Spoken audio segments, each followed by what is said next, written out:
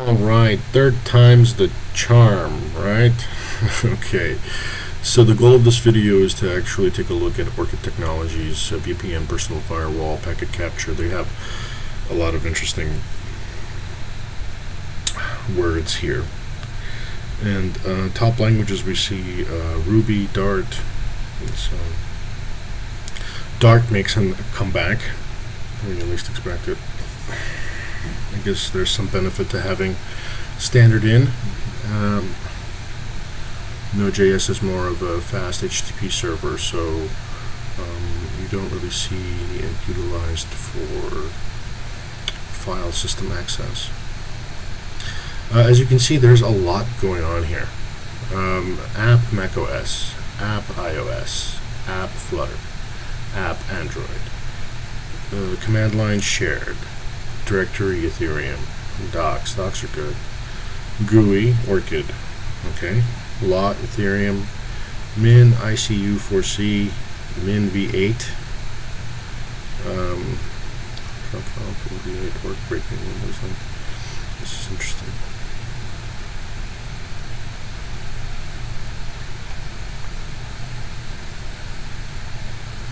You can see the activity is quite recent.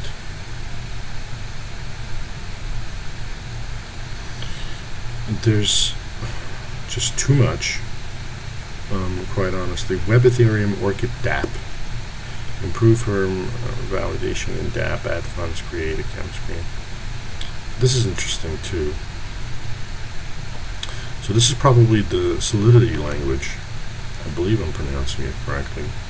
Oh look, it's Node.js.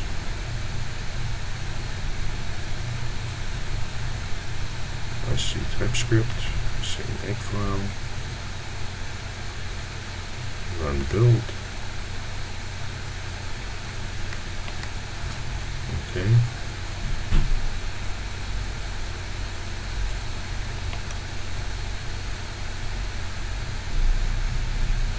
So this is a React app.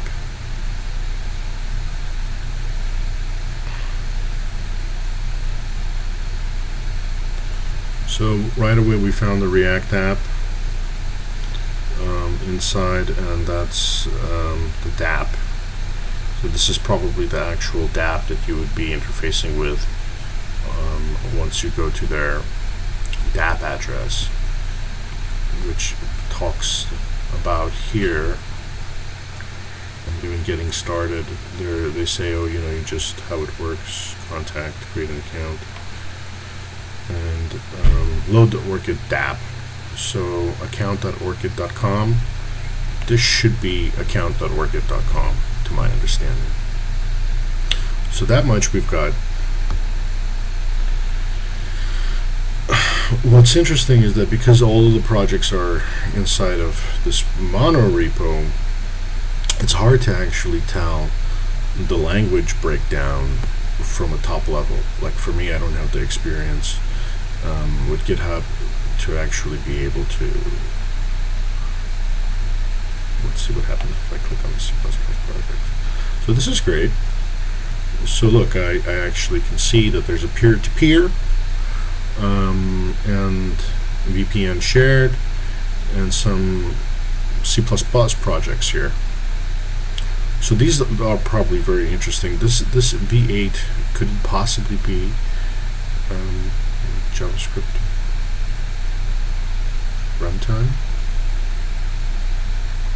So much interesting stuff here, and this video is going to be continued for sure. But one step at a time, we're gonna make baby steps and progress into this. And so I definitely want to check this out and start looking at P2P, VPN, TST network. There's a test network, the Orchid Text network. This is interesting. See, I've never gotten in on a coin this early before, and this VPN coin actually, it gives me hope that unlike Tor, which is probably all the nodes are run by government agencies, like really, who would put up their own cache? Now this actually makes me want to put up a VPN proxy, right? There's no weird guy calling me that I have to vet. It's just I set this up and I don't even know who is using it, and I get paid. And I get paid in a token that could triple or quadruple in value. So that's the real incentive in it, is you want to get in early. So I'm trying to figure out how to get this stuff running. So we got to check it out, and we got to go ahead and try to figure out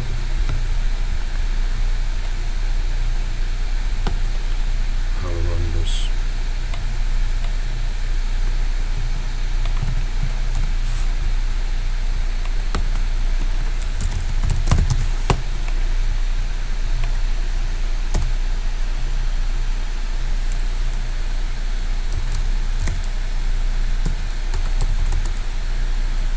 Wow, so much stuff, right?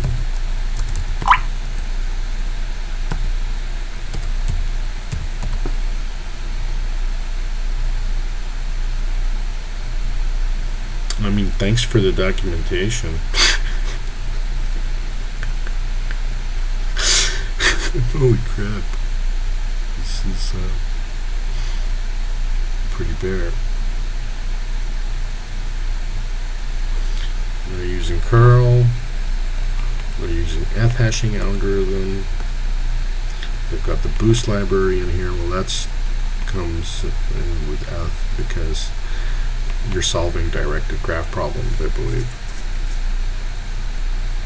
Directed acyclic graph, DHE. There's JSON CPP, which I actually need this as well. So there's very familiar libraries here. You can see curl for making calls. You can see JSON for serializing, deserializing objects. OpenVPN3. I'm not sure about that MKFuzzer yet. There's still I'm learning a lot. RTC. This is a symlink to another project, Min Web RTC. So we'll need to explore that as well.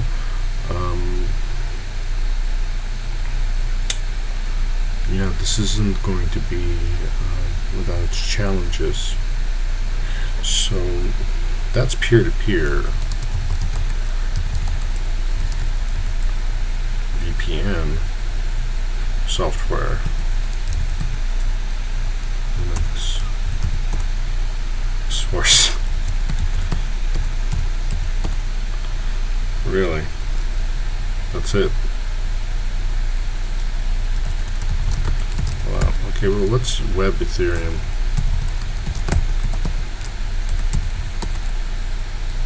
The Orchid that, yeah.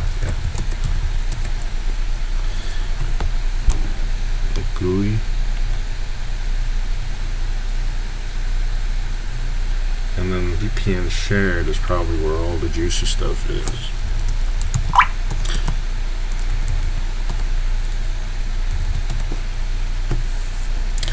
And we see here again we have some libraries that are baked along with the project, like SQLite. And we see Tor. Hey, how many times did I say Tor while I was talking about this? I can't even tell you. So this is really what I was talking about. This is really putting like incentive to be a participant in this Tor technology. It's pairing so well with this crypto economy and these microeconomies. It's great. I really think it's going to drive it. So I'm looking at Orchid Coin and like, oh, I want to be a provider. Like, there's going to be demand. Like, there's going to be people who are going to be using this. So that means I'll be able to farm or stake, both. So this is exciting. So we see Tor, we see zlib. I believe that's for just compression. We see Wireshark. So we can probably conclude that the min words that we saw, prefixes that we saw around like V8 and V8 and others, that is also inclusion of these entire projects. So I think that's pretty good at the very first like peer. Like look at their tech, right? So I'm getting an idea. Okay, what we've got here. This is the Docker.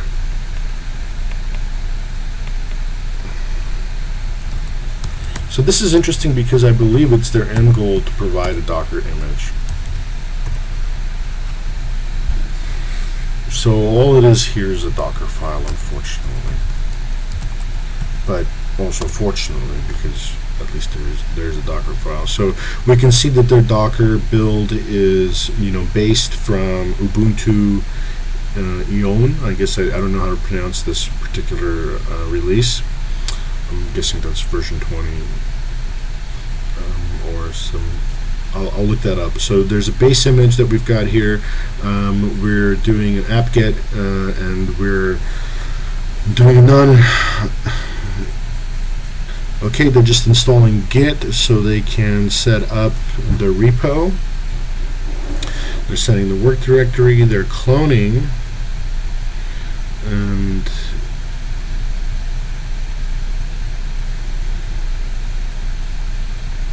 setting up environment submodule.sh with the jobs 3. Okay. 3 jobs, interesting.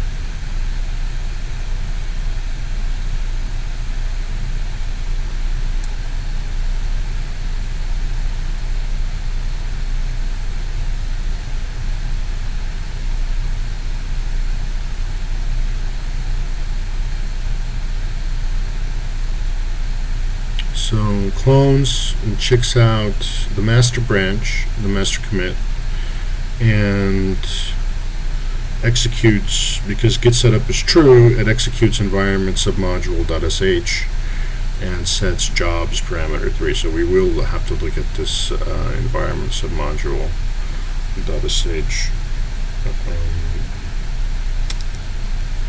in the environment folder, which I believe is right there.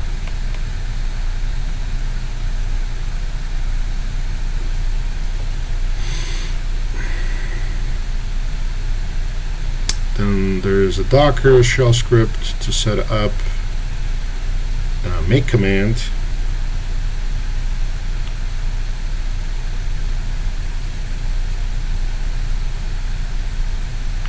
So you can see that within the container, it actually compiles and installs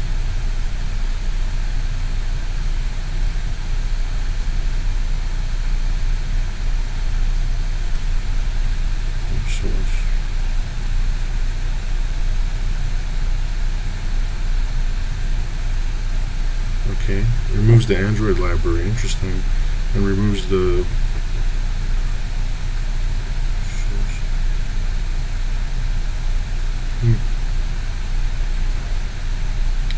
I'm not sure why that is necessary, but then we would need to go ahead and take a look at what these shell scripts really do to get a better understanding of some of the artifacts they might leave behind on the system. So we will definitely get into that as we begin to. So here's again, so this is a multi-stage Docker file. So we go ahead and we build this, and then we start a new one, a clean one, and from 0 we okay, so this is the install in a way. So he builds it in an image, and that's this particular image,